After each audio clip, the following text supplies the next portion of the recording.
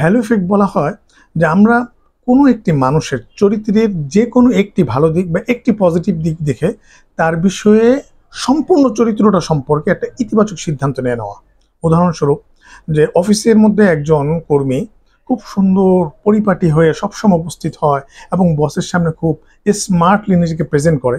এখন তার বিষয়ে যদি আমরা সিদ্ধান্ত নিয়ে নিই যে এই কর্মীটি অফিসের একজন আইডল কর্মী, একজন আদর্শ কর্মী, অথচ বাস্তবে দেখা গেল যে এই কর্মী বসের সামনে নিজেকে স্মার্টলি উপস্থাপন করছে অথবা নিজেকে খুব পরিপাটি হিসেবে উপস্থাপন করছে, কিন্তু কাজের বেলায় সে খুব গড়পড়তা অথবা ফাঁকিবাজ।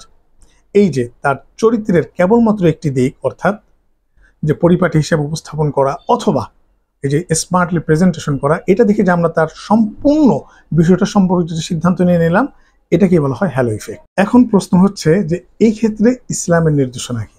দেখুন, ইসলামের দৃষ্টিভঙ্গি হচ্ছে যে মানুষকে কখনো তার বাহ্যিক সৌন্দর্য দেখে বিচার না করা, বরঞ্চ তার অন্তর এবং তার সত্যিকারের কর্মকাণ্ড দেখে তাকে বিচার করা চাই। সহিহ মুসলিম শরীফের 2564 নম্বর হাদিসের মধ্যে বর্ণিত হয়েছে, হযরত আবু হুরায়রা রাদিয়াল্লাহু তাআলা আনহু বর্ণনা করেন, আল্লাহ রাসূল সাল্লাল্লাহু আলাইহি ওয়াসাল্লাম ইরশাদ করে বলেন, ইন্নাল্লাহা লা ইয়ানজুরু ইলা সুওয়ারিকুম ওয়ালা ইলা আজসাদিকুম।